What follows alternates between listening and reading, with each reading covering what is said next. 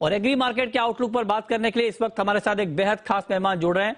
हमारे साथ इस वक्त जुड़ रहे हैं एनसीडीएक्स के एमडी और सीईओ अरुण रास्ते साहब। अरुण जी, बहुत बहुत स्वागत है आपका जी बिजनेस पर।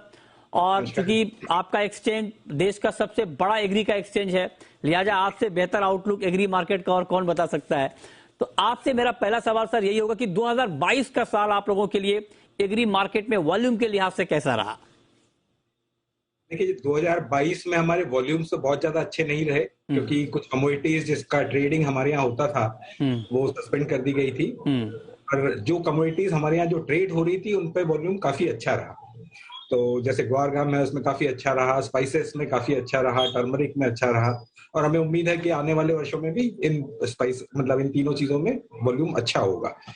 दूसरी चीज, तो हमारे यहाँ ट्रेड नहीं हो रही है और इंटरनेशनली ट्रेड हो रही है, ऐसे कुछ कमोडिटीज हैं जैसे ऑयल सीड्स हैं, तो उनमें ग्लोबल वॉलेटिलिटी थी, ग्लोबल ट्रेडिंग बढ़ा, और कुछ ऐसे डिसीजन इंटरनेशनली भी हुए थे या कुछ ऐसी घटनाएं हुई थी इंटरनेशनली जिसके कारण प्राइस में थोड़ी वॉलेटिलिटी थी और थोड़ी तेजी भी थी, और वो शायद बरकरार रहेगी आने वाले वर्ष में भी।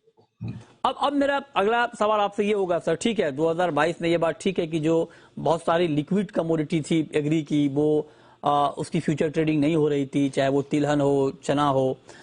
अब जरा मैं आपसे पूछना चाहता हूं कि 2023 में, चूंकि अभी हाल ही में डिसीजन आ गया कि इसको अभी 1 साल के लिए और बढ़ा दिया गया है, जो 7 कमोडिटीज पर पाबंदी लगी थी फ्यूचर ट्रेडिंग पर, तो ऐसे में 2023 में आप एग्री मार्केट की, खास करके एग्री डेरिवेटिव मार्केट की ग्रोथ किस तरह से देख रहे हैं? देखिए, एग्री डेरिवेटिव मार्केट अपने आप तो बढ़ ही रहा है। जैसे हमने कहा कि जो ट्रेड हो रही है वो कमोडिटीज अपने आप बढ़ेंगी, क्योंकि जो ट्रेडर्स हैं at the end of the day उन्हें अपॉर्चुनिटीज चाहिए, हेजर्स को अपॉर्चुनिटीज चाहिए, वो तो डेफिनेटली मार्केट में आएंगे, बट उनको अपॉर्चुनिटीज देने के लिए हम कुछ नॉन एसेंशियल जो कमोडिटीज हैं उनको ट्रेडिंग प्लेटफॉर्म पे ला रहे हैं। जैसे पिछले साल हमने कॉफी शुरुआत की थी, इस साल हम इमीडिएटली लॉन्च करेंगे इसबगोल्ड। तो ऐसी कुछ नई कमोडिटीज हम एग्री वाली हैं जो हम लॉन्च करने वाले हैं, जिससे हेजर्स को, फाइनेंशियल पार्टिसिपेंट्स को और पूरे हमारे किसानों को फायदा हो सके।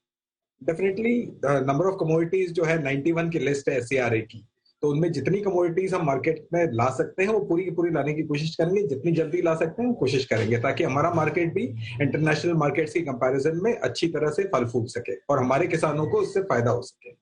बहुत अच्छा अप्रोच है आपका कि आप चाहते हैं कि इंटरनेशनल मार्केट से हमारा मार्केट अलाइन हो जाए।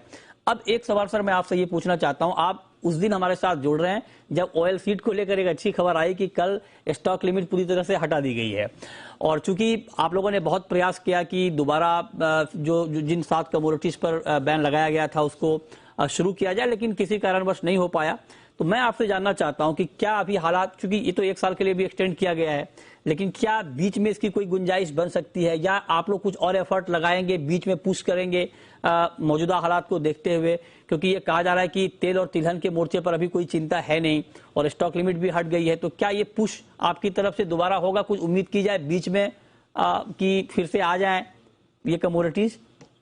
देखिए, उम्मीद पर दुनिया टिकी है, पहली चीज तो उम्मीद तो हमेशा रहेगी कि ये वापस आ जाएंगी। दूसरा, ये पॉजिटिव बड़ा सकारात्मक रवैया अगर सरकार लेती है, जैसे अभी स्टॉक लिमिट हटा दी है, तो एक सकारात्मक रवैया पहला स्टेप है।